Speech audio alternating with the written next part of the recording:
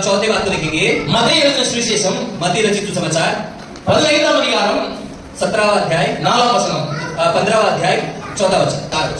क्योंकि परमेश्वर ने कहा था कि अपने पिता और अपनी माता का आदर करना, और जो कोई पिता या माता को बुरा करे वह मार डाला जाए। பிரியமான தேவனுடைய பிள்ளைகளே, परमेश्वर के प्रिय लोगों, वचन என்ன சொல்கிறது? वचन क्या कहता है? உங்களுடைய தாயும் தகப்பனையும் கனம் பண்ண வேண்டும், अपने माता पिता का आदर करो। இன்னொரு இடத்துல வேதம் சொல்கிறது, और जगह में वचन कहता है உன் வாழ்நாள் நீடித்திருக்க अपने जीवन काल को बढ़ाने के लिए उन தாயும் उन தகப்பனையும் கனம் பண்ணுவாயாக, अपने माता पिता का आदर करना होगा। Hallelujah hallelujah. எத்தனை பேர் பிள்ளைகள் உங்களுடைய அப்பா பேச்சை கேட்கிறீங்க, கீழ்ப்படிக்கிறீங்க? कितने लोग यहाँ पर बच्चों अपने पिता के बात को सुनते हो? நீங்கள் திருமணமாகி பிள்ளைகள் பெற்றாலும் आपके आगे जाके बच्चे हो तो भी உங்களுடைய அப்பாவுக்கு நீங்கள் அம்மாவுக்கு பிள்ளைகள், आप अपने माँ बाप के लिए बच्चे हो। இந்த வசனத்திலே கடைசியாக சொல்லப்பட்டிருக்கிறது, वचन आखिर में कहा है நீங்க உங்க அப்பாவையும் அம்மாவையும் கனம் பண்ணலனா உங்களை கொல்லப்பட வேண்டும், நீங்கள் சாக வேண்டும் என்று சொல்கிறார்। अगर तुम अपने माता पिता का आदर नहीं करोगे तो तुम्हें मार दिया जाएगा करके कहता है। ஆனால் தேவன் நமக்கு இரக்கம் பாராட்டி சுகம் பலன் ஆரோக்கியத்தை கொடுத்து நம்மை உயிரோடு வைத்திருக்கிறார்। परमेश्वर ने हमें रोज संभाल के सामर्थ्य देके स्वास्थ्य देके हमें जीवित रखा है। உண்மையாகவே நமக்கெல்லாம் மரண தண்டனை கொடுக்க வேண்டும், सही में हम सभी को मृत्यु दंड देना चाहिए। ஆனால் தேவன் அதிகமாக நம்மை நேசிக்கிறபடியாலே परमेश्वर हमसे अधिक प्रेम करने की वजह से உயிரோடு வைத்திருக்கிறார், हमें जीवित रखा है। தாயின் தகப்பனையும் கனம் பண்ண வேண்டும்। परमेश्वर के प्रिय लोग अपने माता पिता का आदर करो। தமிழ்நாட்டிலே திருவண்ணாமலை என்ற ஒரு ஊர் இருக்கிறது, தமிழ்நாடு में திருவண்ணாமலை करके एक गांव है, அங்கே ஒரு தாய் தகப்பன் இருக்காங்க, அவருக்கு ஒரு பையன் இருக்கிறார், हमारे माता पिता को एक लड़का है। அவங்களுடைய அப்பா அம்மாவுடைய சொத்துக்களை எல்லாம் ரெஜிஸ்டர் பண்ணி இவர் பேர்ல மாட்டி கொண்டார்। अपने माता पिता की सारी जायदाद को अपने नाम पे रजिस्टर करके उसने ले लिया। தன்னுடைய மனைவியினுடைய பேச்சை கேட்டு अपनी पत्नी की बात को सुनकर இப்படியாக செய்துவிட்டு அவர்களை வீட்டை விட்டு துரத்தி விட்டார்। ये करके अपने माता पिता को घर से उन्हें निकाल दिया। அவர்கள் வேதனையோடு கூட வீட்டை விட்டு வெளியேறி வந்தார்கள்। वो बहुत ही दुख के साथ उस घर से बाहर निकल के आए। ஒரு வாரம் प्लेटफॉर्म தங்கினார்கள், एक हफ्ता प्लेटफॉर्म में ही रहे। அப்பொழுது அவர்களுக்கு ஒரு நண்பர் உதவி செய்தார், फिर एक भाई ने उनकी सहायता की। அவர்களை அழைத்துக் கொண்டு கலெக்டர் ஆபீஸ் கூட்டிட்டு போனார், कलेक्टर ऑफिस में लेके गए। कलेक्टर ऑफिस கூட்டிட்டு போன பிறகு वहां लेके जाकर அங்கே விஷயத்தை எல்லாம் சொன்னாங்க। इस बात को उन्हें बताया, இது போல எங்களுடைய பிள்ளை எங்களுடைய மகன் இப்படியாக எங்களுடைய சொத்துக்களை எல்லாம் வாங்கி விட்டு எங்களை விட்டு விட்டு வெளியேற்றி விட்டார் என்று சொன்னாங்க। हमारे बेटे ने हमारी जायदाद को लेके घर से निकाल करके बताया। நமக்கு தெரியும் ஒரு இடம் ரெஜிஸ்டர் பண்ணி பட்டா சிட்டா எல்லாம் கரெக்ட்டா வாங்கியாச்சு சொன்னா அவ்வளவு சீக்கிரம் மறுபடியும் மாத்த முடியாது। सब सारा काम पेपर वर्क बराबर से किया है, रजिस्ट्रेशन सही से किया है तो फिर से लिया नहीं जा सकता जल्दी से। ஆனால் இந்த கலெக்டர் என்ன செய்தார், हमारे कलेक्टर ने क्या किया, உடனடியாக அந்த டாக்குமெண்ட் எல்லாம் கேன்சல் பண்ணி तुरंत सारा रजिस्ट्रेशन डॉक्यूमेंट को खारिज करके புது டாக்குமெண்ட் உருவாக்கி नए पेपर बना के அந்த சொத்துக்களை எல்லாம் திரும்ப அப்பாவிடத்தில் அம்மாவிடத்தில் கொடுத்தார்। वो जायदाद तो फिर से उस माता पिता के नाम पे दे दिया। Hallelujah hallelujah. அங்கே என்ன நடந்தது, वहां क्या हुआ तो இந்த மகனை வெளியேற்றி விட்டார்கள், उस बेटे को बाहर निकाल दिया। அப்போ ஒரு மனிதன் இந்த உலகத்தில் இருக்கிற கலெக்டர் இப்படிப்பட்ட நியாயத்தை செய்வார் என்று சொன்னார், तो यहां पे एक संसार का कलेक्टर ऐसा न्याय कर सकता है। तो நம்முடைய தேவாதி தேவன் உலகத்தை உண்டாக்கின தேவன், हमारा परमेश्वर संसार को बनाने वाला रचने वाला प्रभु है। அவர் நியாயத்தை செய்ய அதிக வல்லமை உள்ளவராக இருக்கிறார், वो न्याय करने के लिए बहुत ज्यादा सामर्थ्य है। அவர் நம்முடைய வாழ்க்கையிலே தள்ளப்பட்ட கல்லாக நாம் ஏன் கிடக்கிறோம், तो हमारे जीवन में हम जो साइड में छोड़ दिया हुआ पत्थर है, நாம் ஒதுக்கப்பட்ட நிலைமையிலே ஏன் வாழ்கிறோம், हम दुर्दशा में जी रहे हैं, பத்தாமரையிலே ஏன் வாழ்கிறோம், हमें कोई पूरी तरह से जी रहे हैं। தாயின் தகப்பனை நாம் கனப்படுத்துவதில்லை, हम अपने माता पिता का की आदर नहीं कर रहे, தாயின் தகப்பனுடைய பேச்சை நாம் கேட்பதில்லை, हम उनकी बातों को नहीं सुन रहे।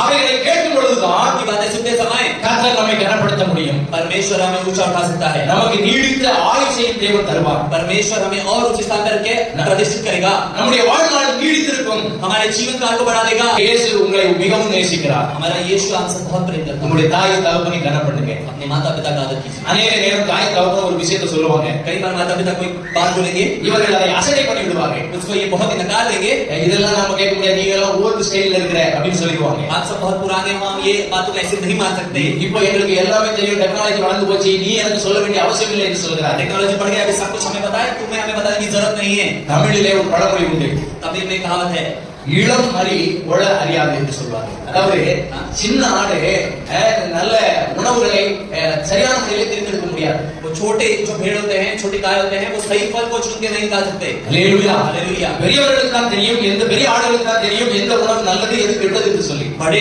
गाय को ही पता है कि कौन सा खाने लायक है और कौन सी चीज खाने लायक नहीं है. அப்போ தாய் தகப்பனும் நம்முடைய வயசெல்லாம் கடந்து அவங்க கிராஸ் பண்ணி போயிருக்காங்க. हमारे माता पिता हमारी उम्र में को क्रॉस करके गए हैं, वो ये जी चुके हैं. அவர்களுக்கு தெரியும் இதிலே நஷ்டம் வரும் இதிலே லாபம் வரும் என்று அவர்களுக்கு தெரியும். उन्हें पता है कि इसमें नष्ट होगा, इसमें नुकसान होगा, इसमें लाभ होगा. இதிலே மைனஸ் பிளஸ் எல்லாம் அவர்களுக்கு தான் தெரியும். उन्हें पता है कि कहां पर कमी कहां पर घटी होगी. தன்னுடைய அனுபவத்திலிருந்து நமக்கு சொல்லிக் கொடுப்பாங்க. अपने अनुभव से हमें वो सिखाते हैं. நம்முடைய அம்மா அப்பா எல்லாம் என்ன சொல்வாங்கன்னா, हमारे पिता क्या कहते हैं, तो ட்ரெயின்ல நீங்க பாம்பே போயிட்டு வரேன்னு சொன்னீங்கன்னா ट्रेन में बॉम्बे जाके आ रहा हूं बोला तो பார்த்து போ, ரொம்ப கவனமா போ, கேர்ஃபுல்லா போன்னு சொல்லி தருவாங்க. ध्यान से जाओ, संभल के जाना, इस करके बोलते हैं. காரணம் என்ன?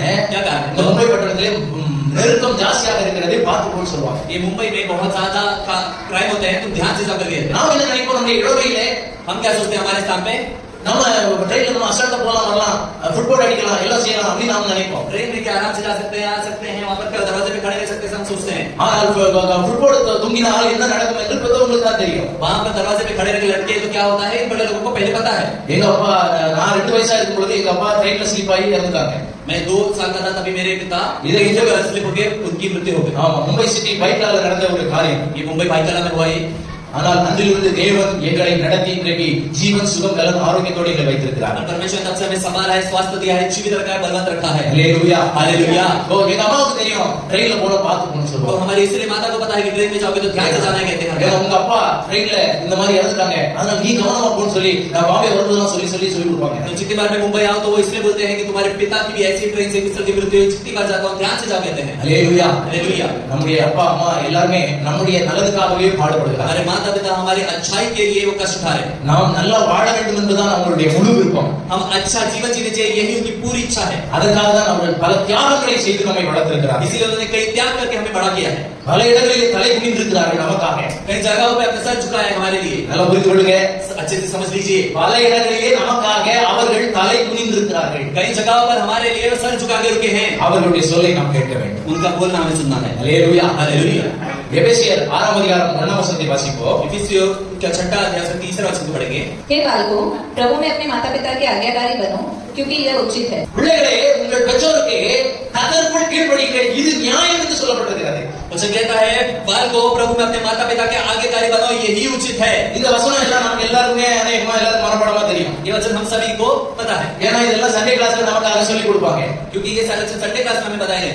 சண்டே கிளாஸ்ல சொல்லி கொடுத்த வசனம் संडे क्लास में सिखाया गया वचन எதற்காக சொல்லி கொடுக்கிறார்கள்? क्यों सिखाते हैं? நாம் இந்த உலகத்தை விட்டு மறையும் வரையிலும் அந்த வசனத்தை ஞாபகத்தில் வைத்துக் கொள்ள வேண்டும். इस संसार से जब तक छोड़ के ना जाओ तब तक ये वचन मेरे हृदय में रहना चाहिए. ஆனா நாம கொஞ்சம் வாலிப வயது வந்த உடனே और हम जैसे थोड़े बड़े होने लगते இந்த हैं, வசனங்களை நாம் மறந்து விடுகிறோம். इन वचनों को हम भूल जाते हैं. பிள்ளைகளே, बच्चों, உங்கள் பெற்றோருக்கு आपको जन्म देने वालों को கர்த்தருக்குள் கீழ்ப்படியுங்கள், परमेश्वर में आदर करो, இது நியாயம் என்று சொல்லப்பட்டிருக்கிறது. ये उचित है करके कहा गया है. இவைகளை மறந்து விட்டதுனாலே இன்றைக்கு நாம் பெற்றோர்களுக்கு கீழ்ப்படிவதில்லை. इसे भूल जाने की वजह से आज अपने जन्मदिन वालों को हम आदर नहीं करते. அல்லே, ஆண்டவர் இன்றைக்கு நமக்கு நல்லா சொல்லி கொடுக்கிறார், உங்களுடைய தாயையும் தகப்பனையும் கனம் பண்ணு. प्रिय प्रभु के लोगों परमेश्वर हमें आदर से सिखा रहा है कि अपनी माता पिता का आदर करो. அப்பொழுது நாம் கனப்படுத்தப்படுவோம். तब हमें प्रतिष्ठित करेगा, आदर करेगा. எத்தனை பேருக்கு இந்த பிரசங்கம் புரிந்தது?